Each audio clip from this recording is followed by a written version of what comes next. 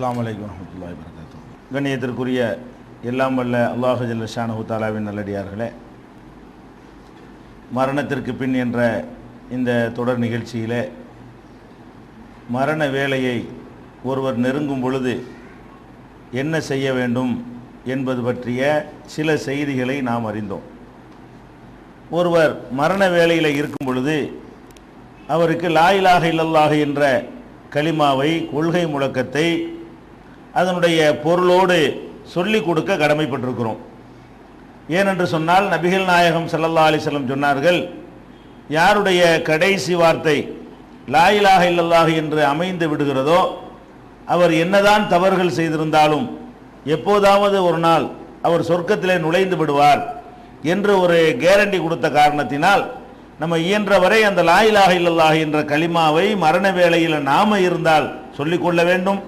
மற்றவர்கள் இருப்பார்களே ஆனால் அதை சொல்லிக் கொடுக்க வேண்டும். இந்த இடத்துல சில ஒரு தவறான நம்பிக்கை மக்கள் மத்தியில் நிலவுகிறது. மார்க் அறிஞர்கள் கூட இந்த தவறான நம்பிக்கையை பிரச்சாரமும் செய்கிறார்கள். என்னன்னு கேட்டால், மரண அவஸ்தையில் இருக்கக்கூடிய ஒரு ஆள்கிட்ட போய் நீ சொல்லு, லா இலாஹ இல்லல்லாஹ் சொல்லுன்னு நம்ம சொல்லக்கூடாது. ஏன்னு கேட்டால் அந்த வேதனையில் சொல்ல மாட்டேன்னு சொல்லிட்டான்னு வைங்க, அதனால அவன் காபிர் ஆயிடுவான். அதாவது நம்ம லா இலாஹ இல்லல்லாஹ் சொல்லுன்னு ஒருத்தர் சொல்கிறோம், அந்த ஆள் மரணத்தினுடைய அவஸ்தையில் இருக்கிறாரு. அவர் அந்த அவஸ்தையில் என்ன செய்வார், அதெல்லாம் சொல்ல மாட்டேன், வேலையை பார்த்துட்டு போ அப்படின்னு சொல்லிவிட்டாரையானால் அவர் ஒரு காபிராக, லா இலாஹ இல்லல்லாஹை மறுத்தவராக மரணித்து விடுகிறாரு. அதனால நம்ம அப்படி சொல்லிலாம் கொடுக்கக்கூடாது. அதை எப்படி சொல்லணும்னு கேட்டால், நம்ம பக்கத்தில் உட்காந்து லா இலாஹ இல்லன்னு சொல்லணுமா, அதை பார்த்துட்டு அவராக சொல்லணும், சொல்லுன்னு சொல்லக்கூடாதான். நம்ம அதை சொல்லிக் கொடுக்கும் பொழுது உலமாக்கள் சொல்கிறாங்க, லா இலாஹ இல்லல்லாஹ்ங்கிறத நம்ம சொல்லிலாம் கொடுக்கக்கூடாது, நம்ம பக்கத்தில் உட்காந்துக்கிட்ட சொல்லிக்கொண்டே இருக்கணும். அவர் அதை பார்த்துட்டு என்ன செய்வார், தானாக சொல்லுவார், இல்லைன்னா அவரை காபிராக்கின குற்றம் வந்துரும்னு சொல்கிறாங்க. அது தப்பு. அது ஏன் தப்பு? நபி ஸல்லல்லாஹு அலைஹி வஸல்லம் அவங்க லக்கினூன்னு சொல்கிறாங்க. லக்கினு என்ற வார்த்தைக்கு என்ன அர்த்தம் என்று லக்கினு மௌத்தாக்கும் லா இலாஹ இல்லல்லாஹ், உங்களில் மரண வேலையை நெருங்கியவருக்கு லா இலாஹ இல்லல்லாஹ் என்று சொல்லிக் கொடுங்கள். சொல்லிக் கொடுங்கள், சொல்லுங்கள் என்பது வேற, அவருக்கு சொல்லிக் கொடுங்கள் என்பது வேற. சொல்லிக் கொடுங்கள் என்று சொன்ன என்ன அர்த்தம், நீ சொல்லுப்பா அப்படின்னு சொல்வதுதான் சொல்லிக் கொடுக்கிறது. அது மாத்திரம் இல்லாம நபிகள் நாயகம் ஸல்லல்லாஹு அலைஹி வஸல்லம் அவங்களே என்ன பண்றாங்கன்னு கேட்டா சொல்லி கொடுத்துருக்குறாங்க ஒரு ஆளுக்கு. இது முஸ்னத் அஹ்மதுல 12104வது ஹதீஸு, 13324, அதுவும் முஸ்னத் அஹ்மது தான். அதுல வருகிறது, நபிகள் நாயகம் ஸல்லல்லாஹு அலைஹி வஸல்லம் அவர்கள் ஒரு அன்சாரி சமுதாயத்தை சேர்ந்த ஒரு மனிதரை போய் நோய் விசாரிக்க சென்றார்கள். அவர் அந்த மரண வேளையில் இருக்கிறார். அப்ப அவர்கிட்ட சொல்றாங்க, குல் லா இலாஹ இல்லல்லாஹ், லா இலாஹ இல்லல்லாஹ் சொல்லு. பக்கத்தில் உட்கார்ந்து ரசூலுல்லாஹ் சொல்லல, அவருக்கு என்ன சொல்றாங்க, குல் சொல்லுங்கிறாங்க. குல்னா சொல்லுன்னு அர்த்தம். குல் லா இலாஹ இல்லல்லாஹ், லா இலாஹ இல்லல்லாஹ்னு சொல்லுங்கிறாங்க. அப்ப அந்த மனிதர் கேட்கிறாரு, ஃபகைருன் லி அன் அகூல லா இலாஹ இல்லல்லாஹ், லா இலாஹ இல்லல்லாஹ் நான் சொல்வது எனக்கு நல்லதா, எனக்கு சிறந்ததா அப்படின்னு கேட்கிறாரு. அப்ப நபி ஸல்லல்லாஹு அலைஹி வஸல்லம் சொல்றாங்க, நாம ஆமா, இப்ப நீங்க இந்த வார்த்தையை சொல்வது உனக்கு நல்லது, நல்ல உனக்கு பயன் தரும்ங்கிறாங்க. அப்ப நம்ம இதுல என்ன விளங்குறோம்னு கேட்டா, கடைசி வார்த்தையாக நம்முடைய வார்த்தையும் லா இலாஹ இல்லல்லாஹ் என்று இருக்குமாறு பார்த்து கொள்ள வேண்டும். மற்றவங்களுக்கும் இதை சொல்லி கொடுத்து தான் என்ன செய்யணும், சொல்லணும். ஒருவேளை நம்ம சொல்லி கொடுத்து அவருடைய வேதனை தாங்க முடியாமல் ஒருத்தர் மறுத்து விட்டாரையானால், வேதனை தாங்க முடியாம என்ன சொல்றோம்னு தெரியாம ஒருத்தர் மறுத்தா குற்றவாளியா? எப்போ ஒருத்தர் குற்றவாளி ஆவாரு, அவர் அதை விளங்கி அல்லாஹ்வெல்லாம் கிடையாது, லா இலாஹ இல்லல்லாஹ் தப்பு அப்படி மறுத்தா தான் ஒரு ஆள் குற்றவாளி ஆவாரு. அவருடைய வேதனை தாங்க முடியாம நம்ம சொல்லியே கொடுக்கிறோம், அவர் சொல்ல மாட்டேங்கிறாரு, அந்த வேதனை போக வேலையை பார்த்துட்டு இருக்கிறாரு. இதுல அல்லாஹ்வுக்கு தெரியாதா, அவர் படுற அவஸ்தை அல்லாஹ்வுக்கு தெரியாதா? அதனால அவர் சொல்லாம போனார்னு சொன்னா அதனால எல்லாம் அல்லாஹ் குற்றம் பிடிக்க மாட்டான். நம்ம சொல்லி தான் கொடுக்கணும். அவர் சொல்லிவிட்டாரேன்னு அல்ஹம்துலில்லாஹ், சொல்லல என்று சொன்னா அதுக்காக வேண்டி அல்லாஹ் கொஸ்டின் பண்ண மாட்டான். லா யுகல்லிஃபுல்லாஹு நஃப்ஸன் இல்லா உஸாஹா, எந்த ஆத்மாவையும் சக்திக்கு மீறி அல்லாஹ் சிரமப்படுத்துறது கிடையாது. அவங்க நிர்பந்தப்படுத்தி ஒரு நிலையில, கஷ்டமான நிலையில அவங்களை அறியாமல் சில வார்த்தைகளை யூஸ் பண்ணிட்டாங்கன்னு சொன்னா அதுவும் மன்னிக்கப்படுகிறது என்று நபிகள் நாயகம் ஸல்லல்லாஹு அலைஹி வஸல்லம் சொல்லி இருக்கிற காரணத்தினால் நம்ம சொல்லி தான் கொடுக்க வேண்டும். இதை விளங்கிக் கொள்ளணும். அடுத்து வந்து ஒருத்தர் நமக்கு தெரிஞ்ச நண்பராக இருக்கிறாரு, அவர் வந்து முஸ்லீமாக இல்லை, இஸ்லாத்தை ஏற்றுக்கொள்ளாத நம்முடைய சொந்தக்காரங்க இருக்கலாம், நமக்கு நெருங்கினவங்க, நம்ம இஸ்லாத்தை தழுவி இருப்போம், நம்ம குடும்பத்தில் உள்ளவங்க இஸ்லாத்தை தழுவாதவர்களாக இருப்பாங்க.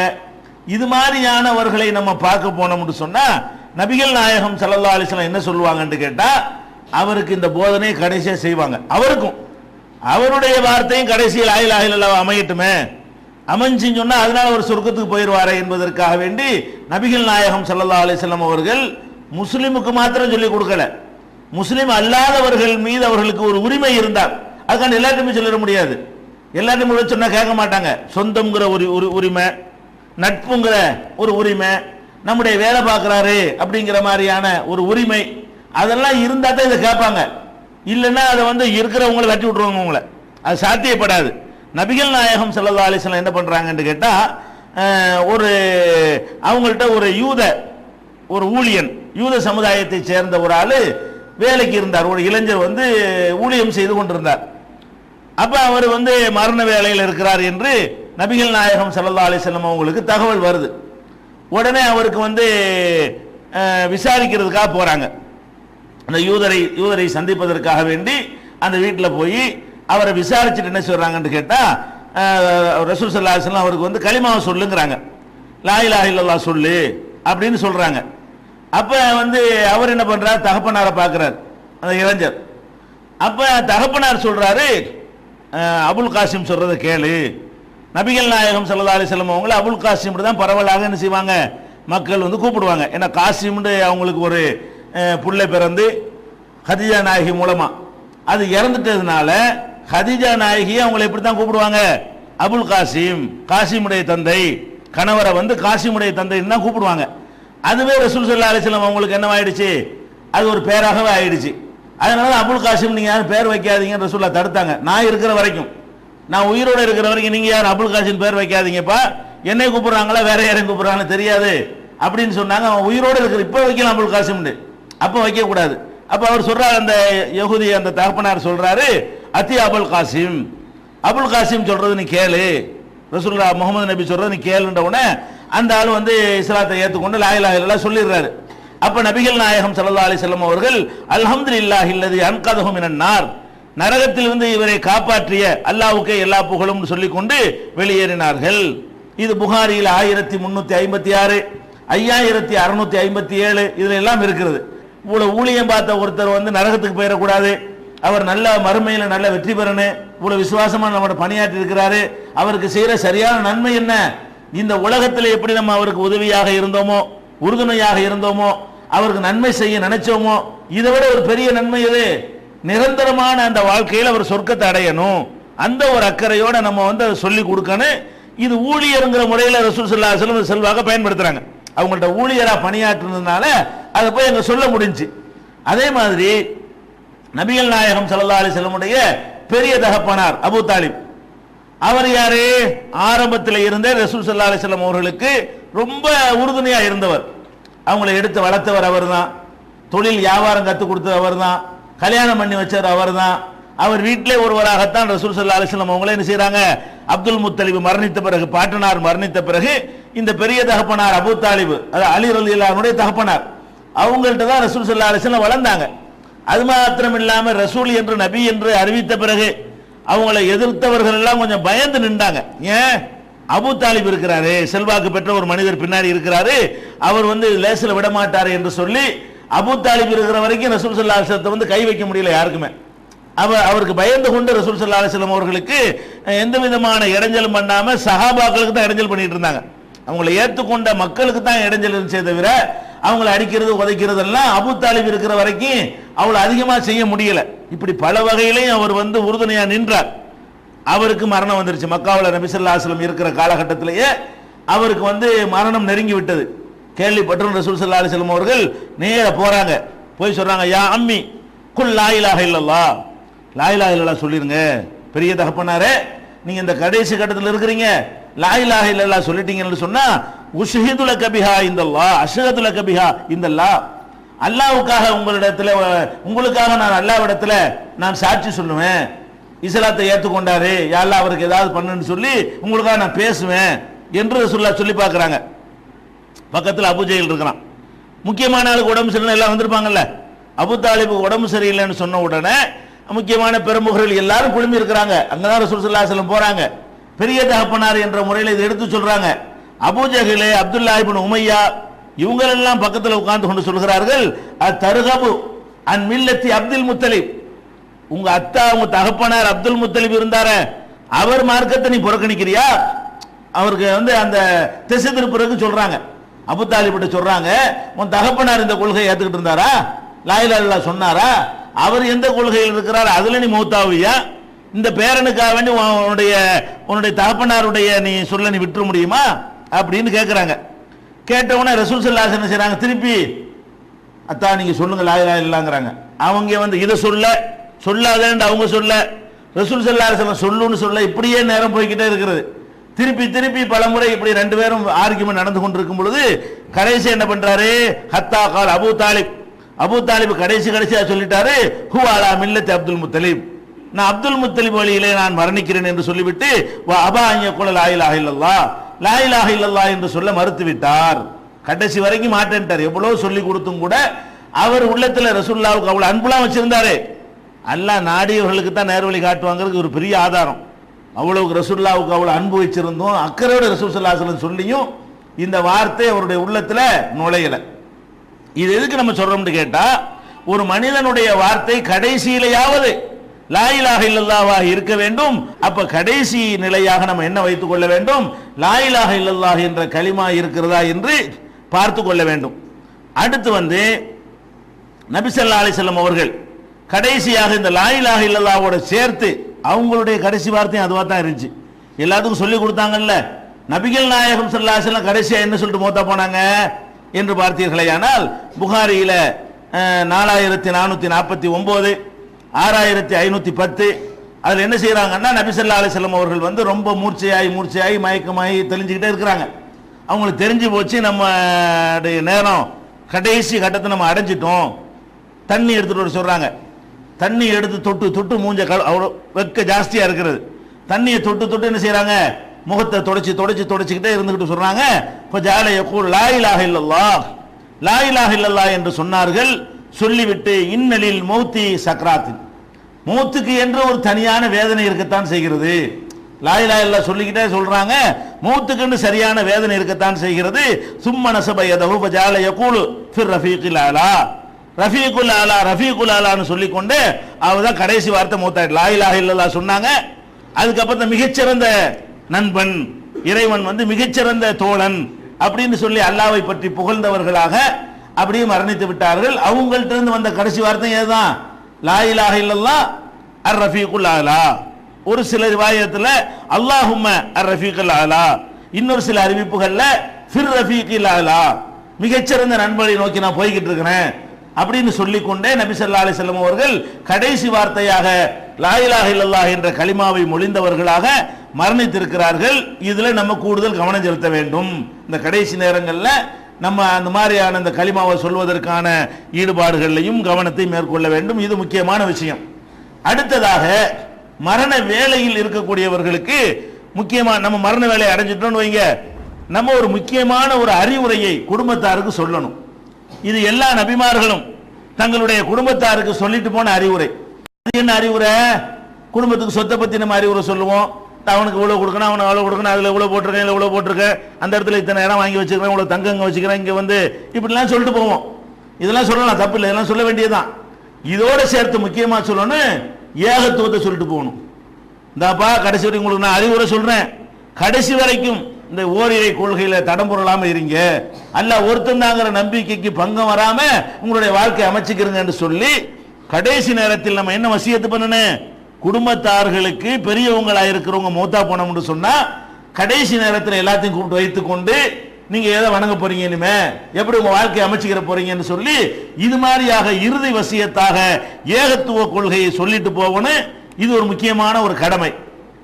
இது எங்க இருந்து வழங்குதுன்னு கேட்டா, திருமறை குர்ஆன்ல பக்ராவுல 2வது சூறாவுல 133வது வசனத்தில் அல்லாஹ் சொல்லுகிறான், இது அம் குந்தும் சுஹதா இது ஹலர யாக்கூப் அல் மௌத், யாக்கூப் நபி இருக்கிறாங்களே அவர்களுக்கு மரணம் வந்த நேரத்தில் இது காலலி பனிஹி, அவர் தன்னுடைய புதல்வர்களை எல்லாம் அழைத்து வைத்துக் கொண்டு சொன்னார்.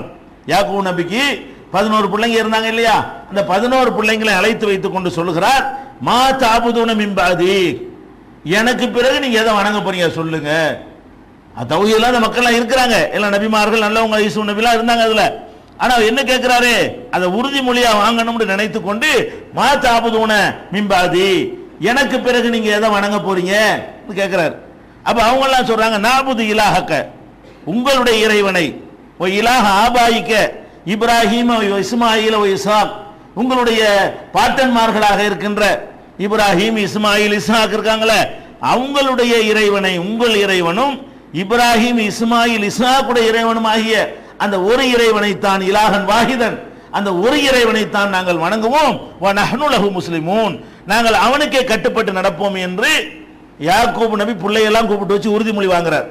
அப்ப நம்மள என்ன பண்ணணும், நம்ம பிள்ளைங்க நமக்கு பிறகு சமாதி வழிபாட்டுக்கு போயிடக்கூடாது, தனி மனித வழிபாட்டுக்கு போயிடக்கூடாது, ஏகத்துவ கொள்கையிலிருந்து தடமுறக்கூடாது என்று சொன்னால், எனக்கு பிறகு நீங்க இதுல எப்படி நடப்பீங்க, தொழில் எப்படி பார்ப்பீங்க, பொண்டாட்டி எப்படி நடத்துவீங்க, என் பொண்டாட்டி உங்க அம்மாவை எப்படி கவனிச்சுக்கிறீங்க என்றெல்லாம் கேட்கிறோமா இல்லையா? அதை கேட்கறதோட எதையும் கேட்கணும், அல்லாவுக்கு எப்படி நடப்பீங்க, எதை வணங்குவீங்க, கொள்கையில நீங்க எப்படி இருப்பீங்க, அதை நான் உங்களுக்கு வசியத்தா சொல்றேன்னு கேட்டு அந்த யாக்கூப் நபி அவர்கள் நபிமார்களுடைய வரலாறு எல்லாம் குர்ஆன்ல சொல்லி காட்டுறான்னு சொன்னா, இப்ரத்துக்கு படிப்பனைக்கு தான் சொல்லி காட்டுறான், சும்மா எந்த கதையும் சொல்வது கிடையாது. அப்ப நபிமார்களுடைய வரலாறை படிப்பனைக்கு எல்லாம் சொல்ற காரணத்தினால் இதுலயும் நம்ம கவனம் செலுத்தணும். மரண வேலையை நெருங்கின உடனே எல்லாத்தையும் கூப்பிட்டு வைத்துக் கொண்டு என்ன செய்யணும், இந்த ஒரு அறிவுரையும் நம்ம சொல்ல வேண்டும். அடுத்து மரணத்தை நெருங்கின உடனே, மரண வேலையை அடைஞ்ச உடனே நமக்கு பலவிதமான குழப்பம் வரும். என்ன குழப்பம் வரும், நம்ம என்ன கதிக்கு ஆளாக போறோமே தெரியலையே, மூத்தா போறோம், எந்த மாதிரி உயிர் எடுக்க போறான்னு தெரியலையே, கபர் எப்படி இருக்குன்னு தெரியலையே, நம்ம திருப்பி நரகத்தில் எல்லாம் போடுவானா என்ன பண்ணுவான்னு தெரியலையே, இவ்வளவு அக்கிரமம்லாம் பண்ணிவிட்டோமே, நம்மளை எப்படி அவன் மன்னிப்பான், நம்ம செஞ்ச அக்கிரமத்துக்கு மன்னிப்பு கிடைக்குமா? ஒவ்வொரு மனுஷனுக்கும் அவனவன் கடைசி நேரத்தில் தான் மனசாட்சிலாம் உறுத்தும், எல்லாம் யாவும் வரும். அந்த முடிய போகுதுன்னு நல்லா கன்ஃபார்மா தெரியும் பொழுது அதுக்கு முந்தைய இருந்த தெனாவட்டு திமுறை எல்லாமே போயிடும். அப்ப என்ன வரும், ஆஹா அதை பண்ணமா இதை பண்ணோம் என்ன ஆகுமோ தெரியலையே அப்படின்னு தானே வரேன். ஆனா ரசூல் ஸல்லல்லாஹு அலைஹி சொல்றாங்க, அப்படி வரக்கூடாது. ஏன் வரக்கூடாது, நீ இறைவனை நீ தப்பா நினைக்கிற, நீ மனுஷன் தப்பு செய்வன்னு தெரியும், அவன் அளவற்ற அருளாளனா இல்லையா, நீ என்ன ஆகுமோ ஏதாகுமோன்னு சொல்லாம என் இறைவன் என் பாவத்தை மன்னிச்சிடல அப்படிங்கிற ஒரு உறுதியோட நல்ல எண்ணம் கொண்டவனாகத்தான் ஒருத்த மௌத்தாக வேண்டும்.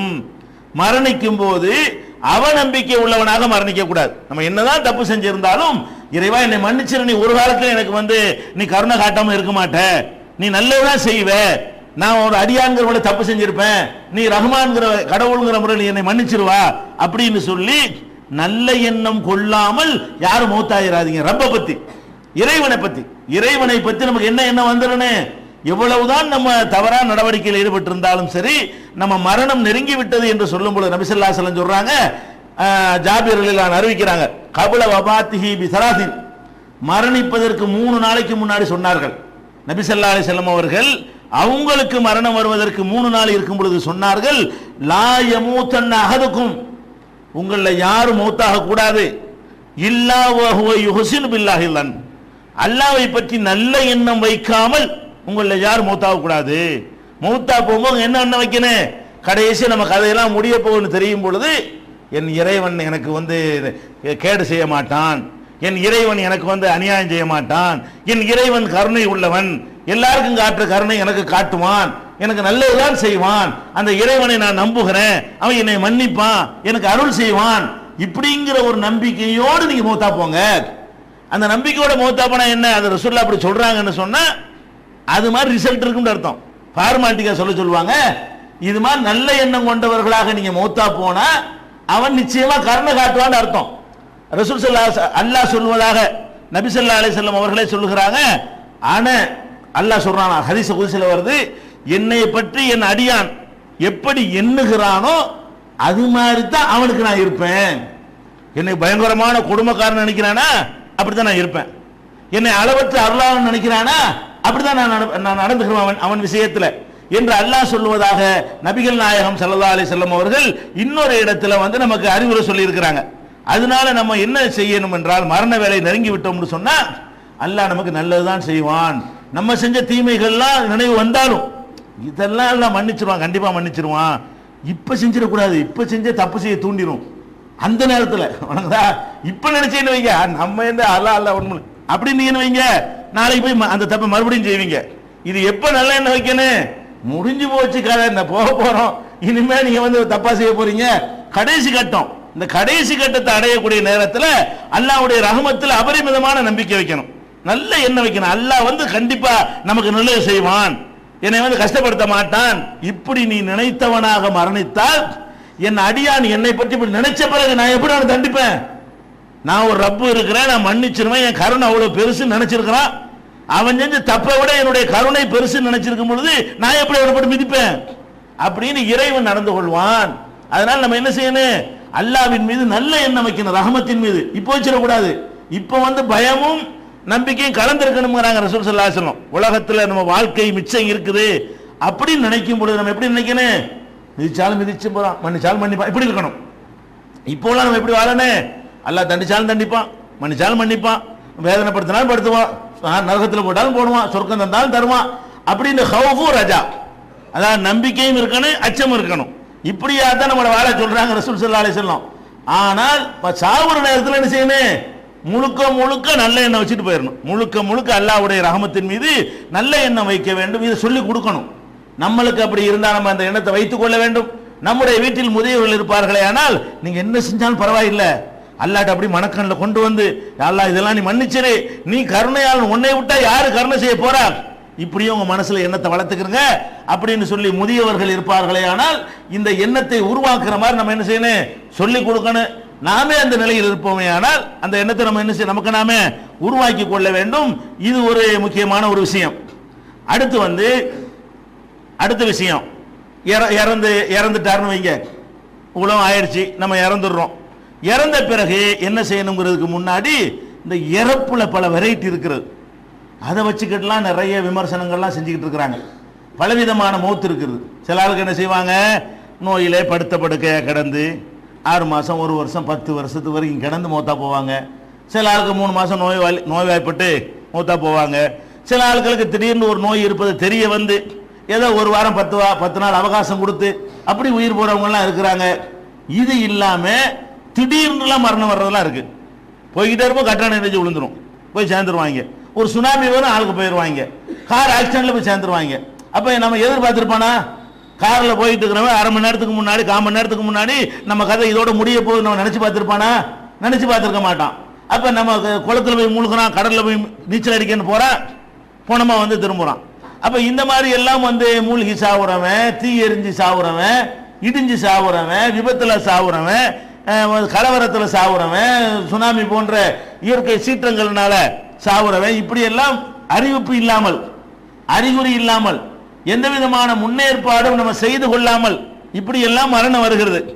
இதை பத்தி மக்கள் மத்தியில் என்ன சொல்றாங்க, கெட்ட மௌத்து இது அப்படி நம்பிக்கை இருக்கா?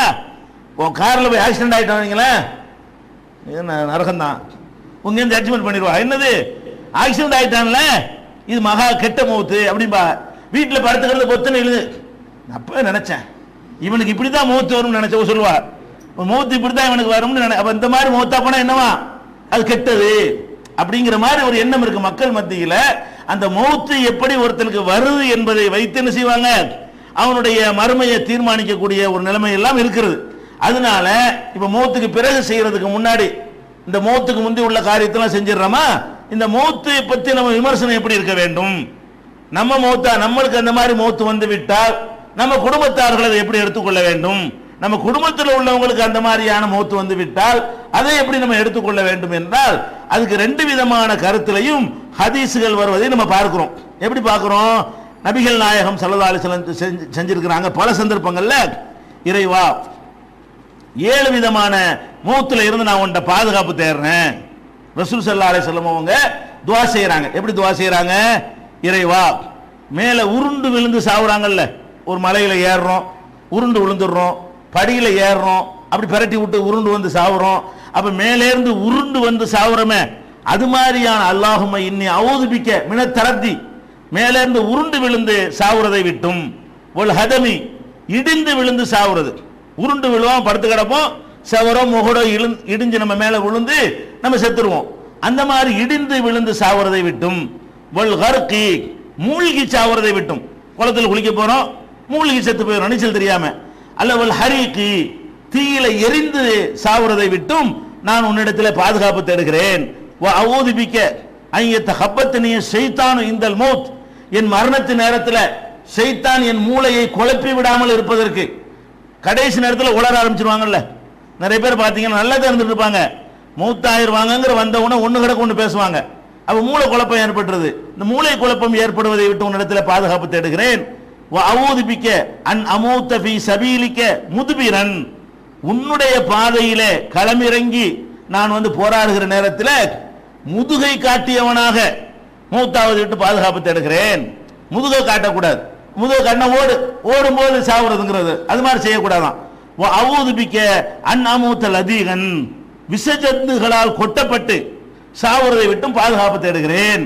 அப்ப ரசூல் ஸல்லல்லாஹு அலைஹி வஸல்லம் எத்தனை பாதுகாப்பு தேடுறாங்கன்னு கேட்டா, அதாவது உருண்டு விழுந்து சாவுறது 1, இடிஞ்சு சாவுறது 2, மூழ்கி சாவுறது 3, எரிஞ்சு சாவுறது 4, மூலக்குழப்பம் ஏற்பட்ட நிலையில மெண்டலா போய் சாவுறது 5, அல்லாஹ்வுடைய பாதையில இருக்கும் பொழுது ஓட்டம் எடுத்துக்கொண்டே சாவுறது, அது முதுகுல குத்துப்பட்டு சாவுறது 6, விஷஜந்துகள் பாம்பு தேளு நட்டுவா கோழி இதெல்லாம் கொட்டி விஷஜந்துக்களால் சாவுறது, இது மாதிரியான சாவுகளை விட்டும் நான் இறைவா உன்னிடத்தில் பாதுகாப்பு தேடுகிறேன். இது சுனன் நசையில 5436, 5437, அதே மாதிரி 1328 அபுதாவுது, முஸ்னத் அகமதுல 14975. இதுல எல்லாம் என்ன வருதுன்னா, இந்த மாதிரி மௌத்தை விட்டு ரசூல் ஸல்லல்லாஹு அலைஹி வஸல்லம் பாதுகாப்பு தேடி இருக்கிறாங்க. இதை வச்சுக்கிட்டு தான் நான் சொன்னக்கூடிய இந்த விமர்சனங்கள்லாம் இப்படிலாம் வந்திருக்குதுல. இடிஞ்சு சாவுறதை விட்டு ரசூல் ஸல்லல்லாஹு அலைஹி வஸல்லம் பாதுகாப்பு தேடி இருக்கிறாங்கல்ல, அப்போ ஒரு கட்டடத்தினுடைய இடிபாடுல செத்தா நல்ல மௌத்தாது, பாம்பு கடிச்சு செத்தா நல்ல மௌத்தாது, அது மாதிரி தீயில எரிஞ்சு செத்தா நல்ல மௌத்தாது, கடல்ல மூழ்கி செத்தா நல்ல மௌத்தாகுமா, கிறுக்கனா போய் செத்தா நல்ல மௌத்தாகுமா அப்படிங்கிற மாதிரி சொல்வார்களே. ஆனால் அதுக்கு இந்த ஹதீஸ் ஆதாரமா இருக்கிறது. ஏன்னா நபி ஸல்லல்லாஹு அலைஹி வஸல்லம் பாதுகாப்பு தேடி இருக்கிறாங்க, இது ஆதாரப்பூர்வமான ஒரு செய்தியாக இருக்கிறது. அதே நேரத்தில் நபி ஸல்லல்லாஹு அலைஹி வஸல்லம் அவர்கள் சொன்ன இதுக்கு மாற்றமான சில செய்தின்னு சொல்றாங்க. என்ன சொல்றாங்கன்னு கேட்டா, இது புகாரில வரக்கூடிய 654வது ஹதீஸ். அதுல என்ன சொல்றாங்கன்னு கேட்டா, அஷ்ஹுதாவு ஹம்சத்துன், உயிர் தியாகிகள் சுஹதாக்கள் இருக்காங்க இல்லையா, அல்லாஹ்வுக்காக உயிரை அர்ப்பணித்தவர்கள் என்பவர்கள் 5 வகை இருக்கிறார்கள். அஷ்ஹுதாவு ஹம்சத்துன், ஷஹீதுகள், அதாவது அல்லாஹ்வுக்காகவே உயிரை தியாகம் பண்றவங்க, அவங்க 5 வகையினர் இருக்கிறார்கள். ஒரு ஆள் யாருன்னு கேட்டா அல் மத்ஊன், பிளேக்கு நோயால் இறந்தவன். பிளேக்கு நோயினா திடீர்னு வர்றதானே, திடீர்னு வர்ற ஒன்னும் அறிவிப்பு இருக்கா போட்டுன்னு போயிடுவான். அது மாதிரி ஒரு மபுத்தூன், வயிற்று நோயினால் இறந்தவன். ஓ சாஹிபுல் ஹதமி, கட்டிட இடிபாடுகள்ல சிக்கி இறந்தவன். அதே மாதிரி ஒரு ஷஹீது பி சபீலில்லாஹ், அல்லாஹ்வுடைய பாதையில களமிறங்கி இறந்தவன். அந்த 5 ஷஹீத் இருக்கிறாங்க. ஒரு ஷஹீது தான் நீங்க தெரிஞ்சு வச்சிருக்கிறீங்க, இன்னொரு 4 இருக்குதுங்கிறாங்க. அந்த 4 எது? வயிற்று போக்கில் போனவன், பிளேக் நோயில போனவன், இடிஞ்சு விழுந்து செத்தவன், இவனெல்லாம் மூழ்கி மூழ்கி இறந்தவர்கள். அப்ப எந்த மூழ்கி இறந்தவர்களை விட்டு ரசூலுல்லாஹ் பாதுகாப்பு தேடினாங்களோ அந்த மூழ்கி இறந்தவன் ஷஹீதுங்கிறாங்க இங்க. அதே மாதிரி இடிஞ்சு விழுந்து விட்டு பாதுகாப்பு தேடுறேன்னு சொன்னாங்க. ஆனா இங்க என்ன சொல்றாங்க, கட்டட இடிபாடுகள்ல விழுந்து இறந்துட்டான்னு சொன்னா அவன் ஷஹீதுங்கிறாங்க. இது நல்ல மௌத்தா கெட்ட மௌத்தாப்ப? பாதுகாப்பு தேடினதை வச்சு பார்த்தீங்கன்னு சொன்னா கெட்டது மாதிரி தெரியுது. அவன் ஷஹீதுங்கிறத வச்சு பார்த்தீங்கன்னு சொன்னா கண்டிப்பா அவன் மறுமையில வெற்றி பெற்றுவானே. ஷஹீது உயிர் தியாகம் பண்ண மறுமையில் என்ன செய்வான், கண்டிப்பா சொர்க்கம் போயிருவான். அப்ப அப்படி ரசூல் ஸல்லல்லாஹு அலைஹி வஸல்லம் பாராட்டினார்கள் என்ற செய்தியை புகாரியில 654வது ஹதீஸ்ல நீங்கள் பார்க்கலாம். அதே மாதிரி இன்னொரு ஹதீஸ்ல வருகிறது, நபி ஸல்லல்லாஹு அலைஹி வஸல்லம் அவர்கள் கேட்கிறாங்க, மா தஉதுன ஷுஹதா ஃபீக்கும், உங்கள நீங்க ஷஹீதுன்னு யாரை நினைக்கிறீங்க கேள்வி போடுறாங்க ரசூல் ஸல்லல்லாஹு அலைஹி வஸல்லம். அப்ப சஹாபாக்கள்லாம் சொல்றாங்க, அல்லது யுகாத்திலு ஃப யுக்தலு ஃபீ சபீலில்லாஹ், அல்லாஹ்வுடைய பாதையிலே களமிறங்கி போராடி கொல்லப்படுறான அவன் தான் என்று சஹாபாக்கள் சொல்றாங்க. அப்ப ரசூல் ஸல்லல்லாஹு அலைஹி வஸல்லம் சொல்றாங்க, அப்படி பார்த்தீங்கன்னு சொன்னா நம்ம என் சமுதாயத்தில் சுகதாக்கள் ரொம்ப கம்மியாவில் போயிடுவாங்க. இப்படி பார்த்தீங்கன்னா அல்லாஹ்வுடைய பாதையில் கொல்லப்பட்டவங்க தான் ஷஹீதுன்னா எவ்வளவு பேர் இருப்பான்? இந்த காலத்தில் யாருமே இல்லை. இப்போ இருக்கிற காலகட்டத்தில் ஒருத்தவங்க கூட அப்படி கிடைக்காது. அப்போ ரசூல் ஸல்லல்லாஹு அலைஹி வஸல்லம் சொல்றாங்க, இன்ன சுஹதா உம்மத்தி இதன்ல கலீலுன். அப்படி பார்த்தீங்கன்னா என் உம்மத்தில் ரொம்ப கம்மியாக போயிடுவாங்களே, இது மட்டும் கிடையாது அப்படின்னு சொல்லிட்டு ரசூல் ஸல்லல்லாஹு அலைஹி வஸல்லம் சொல்றாங்க, அல் கத்தீலு ஃபீ சபீலில்லாஹி ஷஹீதுன். அல்லாஹ்வின் பாதையில் கொல்லப்பட்டவனும் ஷஹீது தான். ஒல் மத்ஊனு ஷஹீதுன். பிளேக் நோயில் இறந்தவனும் ஷஹீது தான். ஒல் மபுத்தூனு ஷஹீதுன். வயிற்றுப்போக்கில் இறந்தரான அவனும் ஷஹீது தான். ஒல் மரத்து தமூத்து பி ஜுமைன் ஷஹீதுன். குழந்தையை பெறும் பொழுது ஒரு பெண் இறந்துடுறாள், பிரசவிக்கிற நேரத்தில் ஒரு பெண் இறந்து போயிடுறாள், அவ கூட ஷஹீது தான் என்று நபி ஸல்லல்லாஹு அலைஹி வஸல்லம் அவர்கள் சொல்றாங்க. இது முஸ்னத் அஹ்மதுல 21628வது ஹதீஸ்ல இருக்கிறது. அதே மாதிரி சொன்னாங்க நபி ஸல்லல்லாஹு அலைஹி வஸல்லம் அவர்கள், அத்தாவுனு ஷஹாதத்துல் லிகுல்லி முஸ்லிமின். பிளேக் நோய் ஒவ்வொரு முஸ்லிமுக்கும் அது ஷஹாதத்து பதவியை பெற்று தரும். உயிர் தியாகம் என்ற ஷஹீதுங்கிற ஷஹாதத்துல ஷஹீத் என்ற பதவியை பெற்று தரும் என்று ரசூல் ஸல்லல்லாஹு அலைஹி வஸல்லம் சொன்னதாக புகாரியில 2830 5732வது ஹதீஸ்கள் எல்லாம் நம்ம பார்க்கிறோம். அப்ப இதுல என்ன வருது? நபி ஸல்லல்லாஹு அலைஹி வஸல்லம் அவர்கள் சில வகையான மரணங்களை விட்டு பாதுகாப்பு தேடினாங்க, அது ஒரு வகை. அதே நேரத்தில் அப்படி யாராவது மரணித்து விடுவார்களே ஆனால் அவங்களுக்கு உயர்ந்த அந்தஸ்து கிடைக்கும், ஷஹீது என்ற ஒரு உயர்ந்த பதவிதான் கிடைக்குமே தவிர இந்த மௌத்துனால ஒரு பாதிப்பு ஏற்பட்டாது அப்படிங்கிற மாதிரி ரசூல் ஸல்லல்லாஹு அலைஹி வஸல்லம் சொல்லி இருக்கிறாங்க.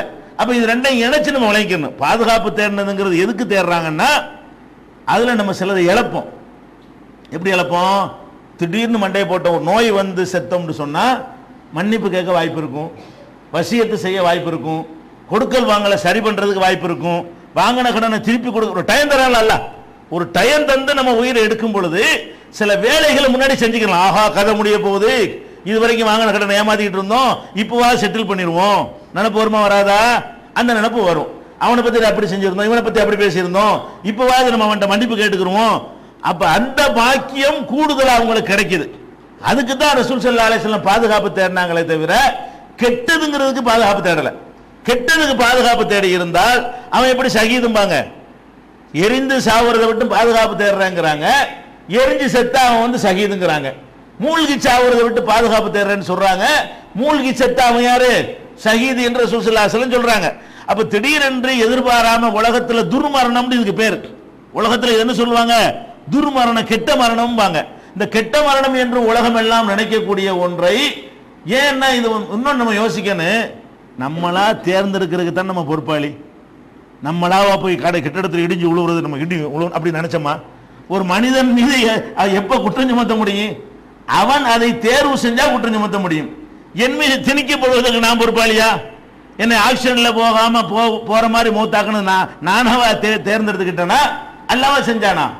அல்லாஹ் செய்யறான். அப்ப அல்லாஹ்வா ஒண்ணு நம்ம மேல திணிச்சு போட்டு இது கெட்டதுன்னு சொல்லுவானா? முதல்ல அல்லாஹ் அப்படி சொல்ல மாட்டான். அப்ப அல்லாஹ்வுடைய ஜட்ஜ்மெண்டை பொறுத்த வரைக்கும் இந்த மாதிரி திடீர் மரணங்கள் வந்து கெட்டது என்பது கிடையாது. திடீர் மரணங்களும் நல்லதுதான். முன்னறிவிப்போட வரக்கூடிய மரணம் இருக்குத, அதுவும் நல்லதுதான். என்னன்னு கேட்டா ரசூல் ஸல்லல்லாஹு அலைஹி வஸல்லம் பாதுகாப்பு தேடினதுக்கு காரணம் என்னவா இருக்கும் என்றால் அது துர்மரணம் என்பதற்காக இருக்காது. சில காரியங்களை லா இலாஹ இல்லல்லாஹ் கடைசி வார்த்தைன்னு சொன்னாங்க, இது யாருக்கு கிடைக்கும்? திடீர்னு ஆக்சிடென்ட்ல போகணும்னு சொல்ல ஏழுமா? சொல்ல டைம் வருமான? ஒரு மோது சட்னி ஆயிடுவாரு. எங்களுக்குள்ள லா இலாஹ இல்லல்லாஹ் கடைசி வார்த்தையா இருக்கிறது, அந்த கடைசி வார்த்தை அதை சொல்லணும்னு இருக்கிறது. அல்லாஹு மக்ஃபிர்லி வர்ஹம்னி என்று சொல்ல வேண்டியிருக்கு, அல்ஹகினி பிர்ரஃபீகில் அலான்னு சொல்ல வேண்டி இருக்கிறது. இது எப்படி அவர் சொல்லுவாரு? திடீர்னு போயிடுறாரு. அப்ப திடீர் என்று போகக்கூடியவர்களுக்கு வந்து சில வாசகங்களை சில திக்ருகளை சொல்லுகிற சான்ஸ் இல்லாம போயிடுது ஒண்ணு, சில ஏற்பாடுகளை செய்யக்கூடிய சான்ஸ் இல்லாம போயிடுது ரெண்டு. இந்த மாதிரியான ஒரு வகையில் தான் நபி ஸல்லல்லாஹு அலைஹி வஸல்லம் அவங்க அதை வேணான்னு கேட்டாங்களே தவிர, அப்ப நம்ம ரெண்டையும் அமல்படுத்தணும். நம்ம இப்படி கேட்கணும், இறைவா இது மாதிரி எல்லாம் வந்து திடீர்னு வர வச்சிடாத. ஏன்னா நம்ம கடைசியில தான் நம்ம திருந்துவோம். எப்போதுமே மனுஷனுடைய சுபாவமே என்ன? இந்த கடைசின்னு தெரியும் போது தான் நல்லவன் ஆகிறதுக்கு மனுஷன் ஆசைப்படுறான். அந்த சான்ஸ் எல்லாம் நமக்கு தந்தால் நிறைய விஷயங்கள் நம்ம கரெக்ட் பண்ணிட முடியும். நம்ம என்னென்ன தப்புகள்லாம் பண்ணியிருக்கிறோமோ கரெக்ட் பண்ணிட முடியும். நம்மளும் அது மாதிரி யாரெல்லாம் அந்த திடீர் மரணம் தந்துடாதுன்னு கேட்கணும். தந்துட்டான்னு வைங்க, இது அவுட்டுவேன் அப்படி சொல்லிடக்கூடாது. அதை கேட்கவும் செய்யணும். இப்படி வந்து விட்டது என்று சொன்னால் விமர்சிக்காமலும் இருக்கணும். பாயிண்ட் வேணுங்க. நம்ம என்ன கேட்கணும்? ரசூல் ஸல்லல்லாஹு அலைஹி வஸல்லம் எப்படி கேட்டாங்களோ அதே மாதிரி நம்ம இதை கேட்டக்கூடாது. அல்லாஹ் என்னை மூழ்கடிக்க வச்சு சாவடிச்சிரு, என்னை கடல்ல கொண்டு போட்டு சாவடிச்சிரு, என்னை கார் ஆக்சிடென்ட்ல சாவடிச்சுன்னு கேட்கக்கூடாது. நம்மள என்ன கேட்கணும்? நபி ஸல்லல்லாஹு அலைஹி வஸல்லம் எதை விட்டு பாதுகாப்பு தேடினார்களோ அதை விட்டு பாதுகாப்பு தேடணும். அதுக்கு மிஞ்சி அல்லாஹ் நமக்கு அதை தருவானையானால் நன்மை, அல்லாஹ் நன்மை தான் செய்யறான், அல்லாஹ் கெட்டது செய்யல அப்படின்னு நினைச்சுக்கணும். அடுத்த ஆட்களுக்கு இப்படி ஏற்பட்டு விட்டால் விமர்சனம் பண்ணிடக்கூடாது. ஆக்சிடென்ட்ல மௌத்தா போனா நரகம்தான் சொல்லிடக்கூடாது. அது மாதிரி சுனாமியில் இறந்து போனவங்க எல்லாம் கெட்டவங்க, அதனால தான் சுனாமி வந்துருச்சு அப்படின்னு சொல்லக்கூடாது. மரணங்கள் இதெல்லாம் ரஹமத்துங்கிறாங்க ரசூல் ஸல்லல்லாஹு அலைஹி வஸல்லம். இதை நம்ம இந்த முரண்பாடு இல்லாத வகையில் இதை ஒரு பேலன்ஸாக புரிந்து கொள்ள வேண்டும். இது ஒரு மேட்ரு. அடுத்தது என்ன? இந்த திடீர் மரணம். நபிகள் நாயகம் ஸல்லல்லாஹு அலைஹி வஸல்லமுடைய காலத்திலேயே நிறைய பேருக்கு திடீர் மரணம் ஏற்பட்டிருக்கிறது. அதாவது எந்த ஒரு வசியத்தும் பண்ணாம, எந்த ஒரு செய்தியும் சொல்ல முடியாம புத்துன்னு போயிடுறது. திடீர்னு இருக்கிற மாதிரி போயிடுவார், உட்கார்ந்த மாதிரி இருக்கும் போயிடுவார். இப்படி எத்தனையோ சஹாபாக்கள் இது மாதிரி ஆயிருக்கிறாங்க. அப்ப சஹாபாக்கள் கெட்டவங்க ஆயிருவாங்களே, அந்த மாதிரி எவ்வளவு சஹாபாக்கள் மௌத்தா இருக்கிறாங்க. இப்ப நம்ம காலத்தில் எப்படி பலதரப்பட்ட மௌத்துகள் ஏற்படுதோ அதே மாதிரி ரசூலுல்லாஹ் காலத்துல தானே ஏற்பட்டிருக்கு.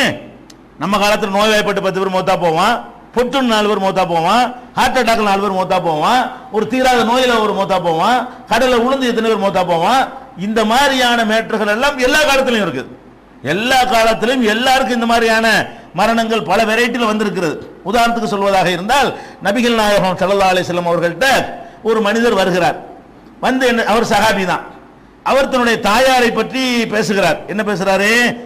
இன்ன உம்மி உஃப்துலிதத் நஃப்சுஹா, என்னுடைய தாயார் இருக்காங்க இல்லையா, அவங்க திடீர்னு மௌத்தா போயிட்டாங்க.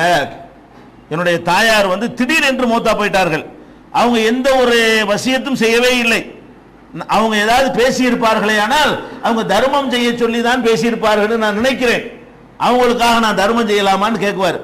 அப்ப நபி ஸல்லல்லாஹு அலைஹி வஸல்லம் சொல்லுவாங்க, செய்யி, அதனால அவங்களுக்கு கூலி கிடைக்கும், நீ தர்மம் செஞ்சால் உன் தாயாருக்கு கூலி கிடைக்கும் என்று பெருமானார் ஸல்லல்லாஹு அலைஹி வஸல்லம் சொல்லுவாங்க. இறந்தவருக்கு என்ன செய்யலாம்ங்கிறத பேசும்போது இதை விரிவா பேசிக்கிறோம். இப்ப பாயிண்ட் என்ன? இவர் என்ன கேட்கிறார் ரசூலுல்லாஹ்ட்ட, என் தாயார் திடீரென்று பொட்டுன்னு போய்விட்டார்கள். அப்படின்னா என்ன அர்த்தம்? யாருக்கு என்ன கொடுக்கணும்னு சொல்லல, மன்னிப்பு கேட்க வேண்டிய ஆள்கிட்ட மன்னிப்பு கேட்கல, லா இலாஹ இல்லல்லாஹ் சொல்றதுக்கு பதிலா அது சொல்லல, இருந்த மணிக்கு போயிட்டாங்க, திடீர்னு போயிட்டாங்க அப்படின்னு சொல்லும் பொழுது, ஆஹா உன் லைஃபை வீணா போச்சு, உங்க அம்மாவுடைய முடிவே கெட்டதா போச்சு என்று சொல்ல சொன்னாங்களா? சொல்லல. அவருக்காக தர்மம் செய்யலாமான்னு கேட்கும்போது அந்த கொஸ்டினுக்கு தான் பதில் சொன்னாங்க, செய்யி, அதனுடைய கூலி அவருக்கு கிடைக்கும். இது எங்க இருக்கு? புகாரியில் 1328, 2760 இந்த நம்பர்களில் வருகிறது. திடீரென்று ஒரு சஹாபியுடைய தாயார் மௌத்தா இருக்கிறாங்க, அந்த செய்தி சொல்லப்படுகிறது. அதுக்காக ரசூல் ஸல்லல்லாஹு அலைஹி வஸல்லம் அவர்கள் அவருடைய மறுமை வீணாகி விட்டது, உங்க அம்மாவுக்கு இப்படி ஒரு கெட்ட மௌத்து வரணும் என்றெல்லாம் ரசூல் ஸல்லல்லாஹு அலைஹி வஸல்லம் சொல்லல. அதை ஒரு சாதாரணமாக உள்ள விஷயமா தான் எடுத்துக்கொள்றாங்க. அதே மாதிரி ஒரு ஆளு பள்ளிவாசல்ல பெருக்கி கொண்டிருந்தார். மஸ்ஜித் நபவியை பள்ளிவாசல கூட்டி பெருக்கிக்கிட்டு இருந்தார். அவர் திடீர்னு மௌத்தா போயிட்டார். ராத்திரி வரைக்கும் பெருக்கி இருப்பார், திடீர்னு மௌத்தா போயிட்டார். காலையில் பார்த்தா காணாம். எங்கப்பா ஆளுன்னு கேட்குறாங்க. அப்போ ஒரு ராத்திரியில் ஒரு இரவுல நடந்திருக்கு மௌத்து. எங்கப்பா? அடுத்த நாள் இந்த கூட்டு வர ஒரு ஆள் எங்க? அவர் பள்ளியாசலாம் கூட்டி பெருக்கிட்டு இருப்பாரு, எங்க? அவர் ராத்திரி மௌத்தா போயிட்டாரு. ராத்திரியில் எதுக்கு உங்களுக்கு தொந்தரவு பண்ணணுங்கிறதுக்காக வேண்டி நாங்களே போய் அடைக்கிட்டோம். சஹாபாக்கள் சொல்றாங்க, அவர் இறந்துட்டாரு, ராத்திரி சாமத்தில் விட்டு உங்களுக்கு எது கஷ்டம் தரணுங்கிறதுக்காக வேண்டி நாங்களே தூக்கிட்டு போயிட்டோம். பெரிய முக்கியமான ஒரு ஆள் அவரு அப்படின்னு சேர்த்துன்னு சொல்றாங்க. அவர் பெரிய சாதாரண ஒரு ஆள், ஒரு கூட்டி பெருக்கிற ஒரு வேலைக்கார ஆள். இவர் மௌத்தா போனதுக்கெல்லாம் உங்களை நாங்கள் எழுப்ப முடியுமா? ராத்திரியா வர இருந்துச்சு, அதனால நாங்கள் அடக்கிட்டோங்கிறாங்க. அப்ப ரசூல் ஸல்லல்லாஹு அலைஹி வஸல்லம் சொல்றாங்க, அப்படியா, அவர் எங்க அடக்குனீங்கன்னு காட்டுங்கன்னு சொல்லி அந்த கபரு கிட்ட போய் தொழுவு நடத்துறாங்க. என்னுடைய காலத்தில் ஒருத்தர் மௌத்தா போய் அவருக்கு என்னுடைய துவா இல்லாம போயிடக்கூடாது, அதுதான் காரணம்ங்கிறதுக்கு வேற சில அறிவிப்புகள்ல சொல்லப்பட்டிருக்கிறது. இதுல பாயிண்ட் என்னன்னு கேட்டா, அவர் ராத்திரி கூட்டி இருக்கிறாரு, காலையில் விசாரிக்கும் போது இல்லைன்னா இது திடீர் மரணம் தானே, அவருக்காக வேண்டி அம்மா அந்த ஆளுக்கு நான் எப்படி தொழுவிப்பேன், கெட்ட மௌத்தா போச்சு அவருக்கு போய் நான் தொழுவிக்கிறதான்னு கேட்காம தொழுகை வேற செஞ்சுட்டாங்க எல்லாரும். அவருக்காக வேண்டி ஜனாசா தொழுகை நடந்து வேற போச்சு, தேவையே இல்லை. ரசூலுல்லாஹ் என்ன பண்றாங்க, நம்ம பள்ளி நமக்கு தெரிஞ்ச ஒரு ஆளா இருந்திருக்காரு, அவருக்கு நான் எப்படி துஆ செய்யாம இருக்கிறது அப்படின்னு போய் கபருக்கு முன்னாடி நின்று என்ன செஞ்சிருக்கிறாங்க, ரசூல் ஸல்லல்லாஹு அலைஹி வஸல்லம் அவருக்காக ஜனாசா தொழுவித்தார்கள் என்று சொல்லி புகாரியில 458வது ஹதீஸ்ல நம்ம பார்க்கிறோம். அதே மாதிரி இப்போ நம்ம பார்க்குற மாதிரி ரசூல் ஸல்லல்லாஹு அலைஹி வஸல்லம் காலத்திலேயே இந்த ஹஜ்ஜில் போய் சாவுறாங்க பார்த்தீங்களா, திடீர் மரணம் தானே அது.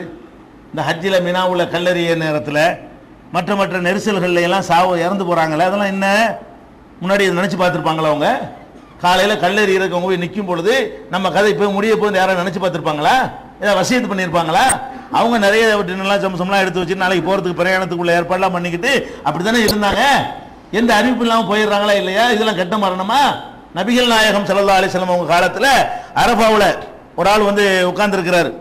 ஒரு வண்டி ஒட்டகத்திலே குதிரையிலையோ வாகனத்தை அமர்ந்திருக்கிறார். அது என்ன பண்ணிருச்சுன்னா ஒரு உசுப்பு ஒன்று உசுப்பி இருக்க வர கீழே விழுந்துட்டார். விழுந்துன்னு போயிட்டார். போட்டு வாகனத்தில் ரசூல் ஸல்லல்லாஹு அலைஹி வஸல்லம் காலத்தில் வாகனத்தில் இருந்து கொண்டிருக்கிறார். அரஃபா மைதானத்தில் ஹஜ்ஜிக்கு வந்தவர் வாகனத்தில் இருந்துகிட்டு துவாவெல்லாம் செய்யலாம். வாகனம்னா ஒட்டகமும் குதிரையே இருக்கும், பெரும்பாலும் ஒட்டகமாக தான் இருக்கும். அது ஏதோ ஒரு உடம்பு சிலுப்பின உடனே மேலே இருந்தவர் கீழே விழுந்தாரு. விழுந்ததான் தெரியும், உடனே போயிட்டார். உடனே ரசூல் ஸல்லல்லாஹு அலைஹி வஸல்லம் என்ன பண்ணுறாங்க, அவரை வந்து தண்ணீரும் பேரிச்ச இலை இளந்த இலையும் கலந்து அவரை குளிப்பாட்டுங்க. 2 ஆடைகள்லேயே அவர் அணிந்திருந்தார்ல இஹ்ராமுடைய ஆடை, அதுலேயே நீங்கள் வந்து கஃபன் பண்ணுங்க. அவர் தலையை மூடாதீங்க. தல்பியா சொன்னவராக மறுமை நாளில் வந்து இஹ்ராம் உடையிலேயே அவரை வந்து அடக்கம் பண்ண சொல்றாங்க. தலை மூட இஹ்ராமில் இருக்கும்போது தலையை மூட மாட்டாங்கல்ல. ஹஜ்ஜுக்கு இஹ்ராம் கட்டினவங்க வந்து தலையை மூட மாட்டாங்க. இவர் ஹஜ்ஜுக்கு போனவர் தான், அரஃபாவில் இருந்து மௌத்தா போயிடுறாரு. அந்த இஹ்ராம் உடையிலே அவரை கஃபன் பண்ணி அடைக்கிறங்க. இஹ்ராமோடவே அவர் வருவார் மறுமையில் அப்படிங்கிறாங்க. பாயிண்ட் என்ன, இந்த ஹஜ்ஜுக்கு வந்து இந்த மனுஷனுக்கு வந்து கேட்ட பத்தியா, ஹஜ்ஜிக்குன்னு வந்து கூட ஒரு நல்ல முகத்து கிடைச்சிச்சா, வாகனத்தில் உட்காந்து பொட்டுன்னு போயிட்டாருன்னு சொன்னாங்களா? அது ஒரு சாதாரணமாக எடுத்துக்கிட்டாங்க. மற்ற மரணங்களை எப்படி எடுத்துக்கொண்டார்களோ அப்படிதான் எடுத்துக்கொண்டார்கள். அதனால ஒரு ஆளுடைய மரணம் எப்படி இருக்கிறதோ அந்த மாதிரி என்ன செய்யக்கூடாது. அதை வச்சுக்கிட்டு நம்ம இவன் கெட்டவன், இவன் நாசமா போயிடுவான், இவன் லைஃப் வீணா போச்சு அப்படி நினைச்சிடக்கூடாது. நம்ம குடும்பத்தில் அப்படி யாராவது இறந்துட்டாங்கன்னு சொன்னா அப்படி இடிஞ்சு நம்ம தௌஹீதுலான இருக்கிறோம், நம்ம தௌஹீதுல இருந்துகிட்டு இந்த மாதிரி ஏற்பட்டு போச்சே, நம்ம அத்தை அப்படி போயிட்டாரே, நம்ம அண்ணன் இப்படி இறந்து போயிட்டாரே, இதெல்லாம் நமக்கு வரவே கூடாது. அப்ப இந்த ஒரு அடிப்படை நம்ம என்ன செய்யணும், புரிந்து கொள்ள வேண்டும். மௌத்து வந்து எப்படி மௌத்து வந்தாலும் சரி, ஆனால் இதுல இருந்து நம்ம பாதுகாப்பு தேடணும். வந்து விடுமையானால் அதை ஒரு பொருட்டா என்ன செய்யக்கூடாது, எடுத்துக்க கூடாது. பரவாயில்ல, அல்ஹம்துலில்லாஹ், அல்லாஹ் ஷஹீதாக்கி வச்சிருவான், ஷஹீதுடைய அந்தஸ்து தருவான், ஷஹீதுடைய கூலியை தருவான் என்று இதை வந்து நம்ம புரிந்து கொள்ள வேண்டும். அடுத்தது என்ன என்று சொன்னால், இந்த மாதிரி துன்பங்கள் நிகழ்ந்த உடனே நம்ம செய்ய வேண்டிய, நம்ம மௌத்தாயிடுறோம் அல்லது மற்றவங்க மௌத்தாயிடுறாங்க. நம்ம மௌத்தாயிட்டா மற்றவங்க என்ன செய்யணும், மற்றவங்க மௌத்தாயிட்டா நம்ம என்ன செய்யணும்னு கேட்டா ஃபர்ஸ்ட் என்ன செய்யணும், இன்னா லில்லாஹி வ இன்னா இலைஹி ராஜிஊன் சொல்லணும். இது மட்டும் நம்ம கரெக்டாக தெரிஞ்சு வச்சுக்கிறோம். ஒட்டுமொத்த சமுதாயத்தில் என்ன பண்ணியிருக்கிறோம், ஒரு ஆள் மூத்தாயிட்டாங்கன்னு சொன்னா இந்த இன்னா லில்லாஹி வ இன்னா இலைஹி ராஜிஊன் என்பதை ஆனால் ஒழுங்காக சொல்ல மாட்டாங்க பெண்கள்லாம். இன்னா இல்லாஹி இன்னா ரசூல்பாங்க, அது கரெக்டாக முழுசாக சொல்ல மாட்டாங்க. ஏதோ ஒன்று சொல்லுவாங்க, இன்னாங்கிறது மட்டும் கரெக்டாக இருக்கு, பாக்கி எல்லாம் வாயில வந்தபடி சொல்லுவாங்க. என்ன சொல்லணும், ஒரு ஆள் மரணித்து விடுவாரையானால் உடனே ஆள் மௌத்துன்னு தெரிஞ்ச உடனே இன்னா லில்லாஹி வ இன்னா இலைஹி ராஜிஊன், மொத்தம் வந்து 5 வார்த்தை. இன்னா ஒன்று, லில்லாஹி ஒன்று, இலைஹி ஒன்று, ராஜிஊன் ஒன்று, தெளிவா அழுத்தம் திருத்தமா என்ன செய்யணும், இதை உச்சரிக்க வேண்டும். ஏன் இப்படி சொல்லணும், அல்லாஹ்வே குர்ஆன்ல வந்து இதை சொல்லி காட்டுகிறான். வல நபுல் வன்னக்கும் பிஷையின் மினல் ஹௌஃபி வல் ஜூஇ வ நக்ஸி மினல் அம்வாலி வல் அன்ஃபுஸி வ ஸமராத் வ பஷிரி ஸாபிரீன் அல்லதீன இதா அஸாபத்துஹும் முஸீபத்துன் காலு இன்னா லில்லாஹி இன்னா இலைஹி ராஜிஊன். குர்ஆன்ல சொல்றான், உங்களை வந்து உயிர்களை எடுத்து சோதிப்போம், நஷ்டத்தை ஏற்படுத்தி சோதிப்போம், பொருள்களில் இழப்பு ஏற்படுத்தி சோதிப்போம். இந்த சோதனையின் போது யார் சகித்துக் கொள்கிறார்களோ அவர்களுக்கு நீங்கள் நற்செய்தி சொல்லுங்கள். சகித்துக் கொள்வது என்றால் என்ன, அதுக்கு அல்லாஹ் விளக்கம் சொல்றான். முசீபத்து ஏற்பட்ட உடனே இன்னா லில்லாஹி வ இன்னா இலைஹி ராஜிஊன் என்று சொல்வார்கள். இப்படி சொன்னால் அவங்களுக்கு நற்செய்தி உண்டு என்று அல்லாஹ்வே குர்ஆன்ல வந்து கேரண்டி தருகிறான். இந்த இன்னா லில்லாஹோட சேர்த்து இன்னும் சில வார்த்தைகளை சொல்ல வேண்டும். இன்னா லில்லாஹுக்கு என்ன அர்த்தம், இது சொல்றதுனால அது எப்படி சகித்துக் கொள்வதா ஆகுது என்பதையும், அதை தொடர்ந்து இறந்தவருக்கு செய்ய வேண்டிய காரியங்களையும், இறந்தவரை பற்றி எடுத்துக்கொள்ள வேண்டிய விஷயங்களையும் இன்ஷா அல்லாஹ் அடுத்தடுத்த நாட்களில் பார்க்கலாம்.